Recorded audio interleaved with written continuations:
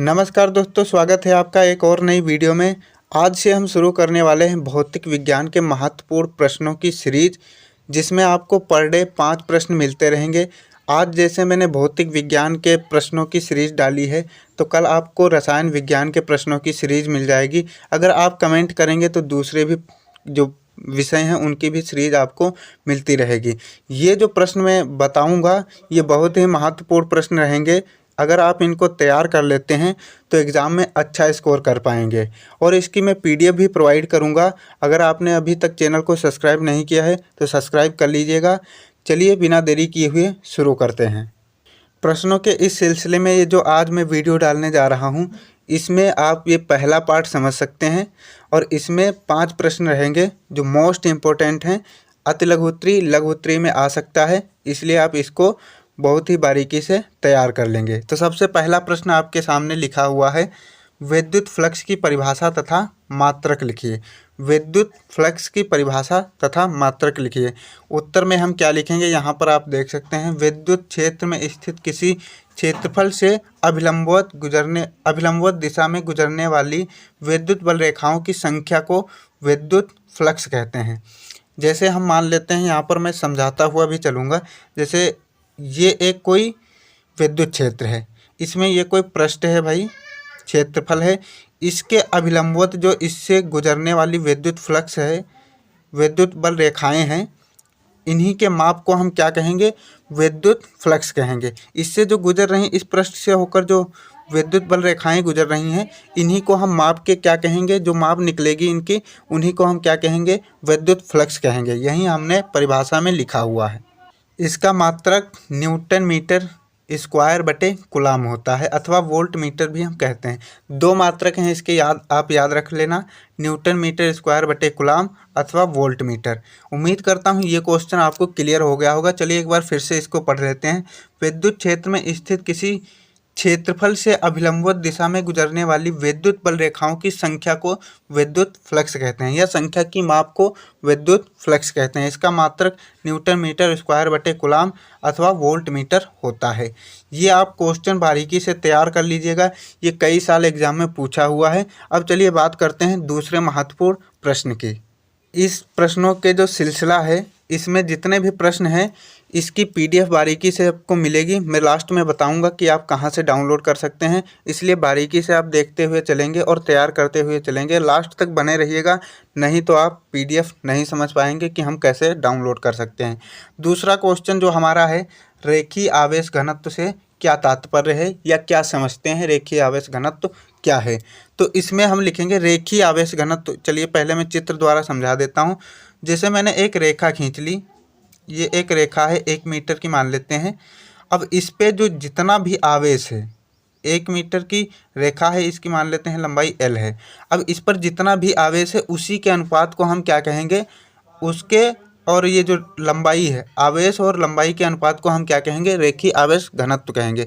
यही यहाँ पर लिखा है। इस जो 1 मीटर की रेखा पर जितना आवेश है उसकी रेखा की लंबाई और उस पर उपस्थित आवेश के अनुपात को हम रेखीय आवेश घनत्व कहेंगे। यही यहाँ पर हमने लिख रखा है। उत्तर में आप लिखेंगे, किसी तार की प्रति एकांक लंबाई पर उपस्थित आवेश की मात्रा को रेखीय आवेश घनत्व कहते हैं। हमने अभी चित्र बनाया था, एक रेखा खींची थी, उस पर जो आवेश था और इसकी लंबाई के अनुपात को ही हम क्या कहते हैं। आप इस प्रकार से भी लिख सकते हैं, या ऐसे लिखेंगे, किसी तार की प्रति एकांक लंबाई पर उपस्थित आवेश की मात्रा रेखीय आवेश घनत्व कहलाती है, या घनत्व कहते हैं। अतः रेखीय आवेश घनत्व इक्वल टू क्या होता है, लेमडा बराबर क्या होता है, क्यू बाई एल होता है। यहाँ पर आप आई मत समझिएगा, यहाँ पर ये जो लिखा हुआ है ये एल है, क्यू बाई एल। इसका मात्रक क्या होता है, सेंटीमीटर यूनिवर्स होता है। क्या होता है, सेंटीमीटर यूनिवर्स होता है। इसका आप मात्रक याद रखेंगे। मात्रक जो है वो एमसीक्यू में पूछ सकता है, इसलिए आप मात्रक को भी तैयार करते हुए चलेंगे। जिसकी विमा इम्पोर्टेंट होगी मैं उसकी विमा भी बताता चलूँगा, नहीं तो मैं जितना आपको बता रहा हूँ उतना आप तैयार करते चलेंगे। तीसरा प्रश्न है, विद्युत द्विध्रुव को परिभाषित कीजिए, इसके द्विध्रुव आघूर्ण का सूत्र लिखिए। हमें विद्युत द्विध्रुव को परिभाषित करना है, उसकी परिभाषा लिखनी है, फिर इसके द्विध्रुव आघूर्ण का सूत्र लिखना है। तो चलिए समझ लेते हैं क्या होता है। पहले मैं चित्र द्वारा आपको समझाता हूँ विद्युत द्विध्रुव क्या होता है। सबसे पहले हम क्या करेंगे, दो आवेश लेंगे, एक माइनस का होना चाहिए और एक प्लस का होना चाहिए। हमने ले लिए, एक माइनस का है भाई, एक प्लस का है। इनके बीच की इनको कहाँ पर रखना है, इनके बीच की दूरी क्या होनी चाहिए, अल्प दूरी होनी चाहिए, यानी ज़्यादा दूरी नहीं होनी चाहिए। इसके बीच की दूरी हम मान लेते हैं 2l है। तो इस प्रकार जो निकाय बनता है यही क्या कहलाता है, विद्युत द्विध्रुव कहलाता है। ये जो निकाय बन गया, यानी अब आप जो ये चित्र देख रहे हैं, ये जो व्यवस्थित ढंग देख रहे हैं, इसी को हम क्या कहते हैं, विद्युत द्विध्रुव कहते हैं, क्योंकि इसमें दो ध्रुव हैं, पहला और दूसरा, इसी को विद्युत द्विध्रुव कहते हैं। अगर हम आघूर्ण की बात करें तो आघूर्ण क्या हो जाएगा, इन्हीं दोनों जो आवेश हैं, पहला और दूसरा, इसमें से कोई हम आवेश एक उठा लेंगे और इसके बीच की जो दूरी यहाँ पर लिख रखी है, इसके गुणा करके निकाल लेंगे। यानी द्विध्रुव आघूर्ण क्या होता है, Q इंटू 2l। यहाँ पर जैसे माइनस Q मान के चलो 5 कूलाम है, 10 कूलाम है, वहीं हम यहाँ पर परिमाण रख देंगे और इसके बीच की जो दूरी है उससे गुणा कर देंगे, हमारा विद्युत द्विध्रुव निकल आएगा। अब चलिए परिभाषा द्वारा समझते हैं। परिभाषा में लिखा है, जब दो बराबर लेकिन विपरीत अल्प आवेश एक दूसरे से अल्प दूरी पर रखे हों। जब दो बराबर यानी परिमाण जो हो उनका बराबर होना चाहिए, जैसे पहला 5 कूलाम का है तो दूसरा भी कैसा होना चाहिए, 5 कूलाम का ही होना चाहिए। तो इस निकाय को द्विध्रुव कहते हैं। हमने अभी जो बनाया चित्र उसी, यानी एक प्लस का था एक माइनस का था। लिखा हुआ है, जब दो बराबर लेकिन विपरीत अल्प आवेश एक दूसरे से अल्प दूरी पर रखे हों। विपरीत यानी दोनों की प्रकृति कैसी होनी चाहिए, एक प्लस का है तो एक माइनस का होना चाहिए। अगर इस प्रकार के दो आवेश एक दूसरे से अल्प दूरी पर रखे हैं तो इस प्रकार का जो निकाय बनता है उसी को क्या कहते हैं, विद्युत द्विध्रुव कहते हैं। विद्युत द्विध्रुव आघूर्ण किसी एक आवेश तथा उनके बीच की दूरी के गुणनफल के बराबर होता है। द्विध्रुव आघूर्ण किसके बराबर होता है, किसी एक आवेश तथा उनके बीच की दूरी के गुणनफल के बराबर होता है। यदि आवेश माइनस Q तथा प्लस Q हो तथा उनके बीच की दूरी क्या हो, 2l हो, तो द्विध्रुव आघूर्ण क्या हो जाएगा, अभी हमने बताया था P = Q × 2l हो जाएगा। यहाँ पर 2l लिखा हुआ है, आप बारीकी से इसको समझ लेना क्या लिखा हुआ है। P = क्या हो जाएगा, Q × 2l। इससे न्यूमेरिकल भी पूछता है, अगर आप कमेंट करेंगे तो हम न्यूमेरिकल भी आपको बताते चलेंगे साथ में, अगर आप कमेंट करते हैं तो। ये जो मैं बता रहा हूँ ये वेरी वेरी इंपॉर्टेंट है। अगर अभी तक आपने कहीं से भी ये जो क्वेश्चन है इनको पढ़ना नहीं चालू किया है तो आप हमारे चैनल को सब्सक्राइब करके यहाँ से आप पढ़ सकते हैं। मैं हर दिन आपको इम्पोर्टेंट क्वेश्चन लाता रहूँगा और लास्ट में मैं महामैराथन लाऊँगा जहाँ से आप बारीकी से इसकी तैयारी कर सकते हैं। इसका मात्रक हम लिखेंगे कूलाम मीटर होता है। इसका मात्रक क्या होता है, कूलाम मीटर होता है। उम्मीद करता हूँ यहाँ तक आपको समझ में आ गया होगा। तीसरा क्वेश्चन जो है ये भी कई बार एग्जाम में पूछा हुआ है। जितने क्वेश्चन मैं बता रहा हूँ ये वेरी वेरी इंपॉर्टेंट है। इसमें कोई जो है कंट्रोवर्सी आपको नहीं करनी है कि ये नहीं आएगा वो नहीं आएगा। ये सब छपने वाले क्वेश्चन हैं। जितने मैं बताऊंगा उसमें से आपको 100% कोई ना कोई क्वेश्चन फंसने वाले हैं, तो इसलिए इनको बारीकी से हम तैयार करते हुए चलेंगे। अगला क्वेश्चन है, विभव प्रवणता से आप क्या समझते हैं, या विभव प्रवणता को परिभाषित कीजिए।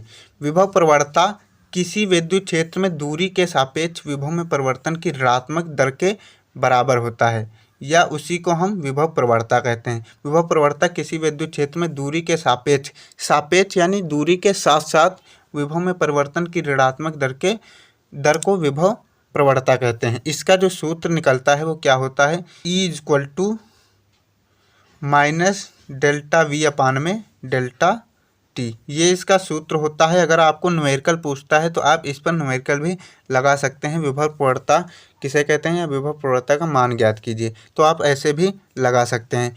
ये जो क्वेश्चन है आपको बारीकी से तैयार करते हुए ही चलना है। इसकी PDF मैं बता दूंगा। चलिए अब अगले क्वेश्चन की बात करते हैं।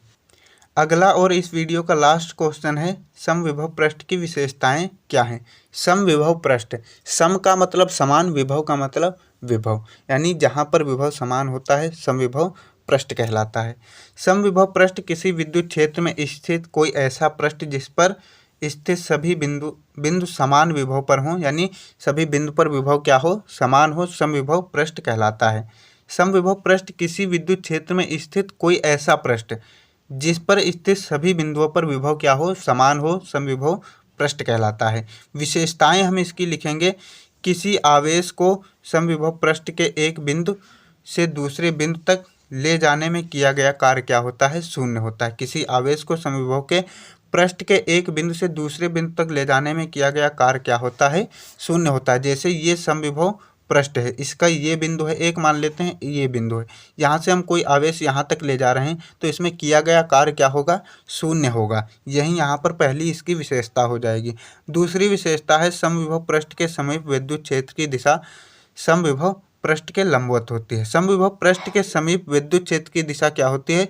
समविभव के जो पृष्ठ होता है उसके लंबवत होती है। आपको यहीं इतना लिखना है समविभव पृष्ठ की विशेषताओं में। उम्मीद करता हूँ यहाँ तक आपको समझ में आ गया होगा।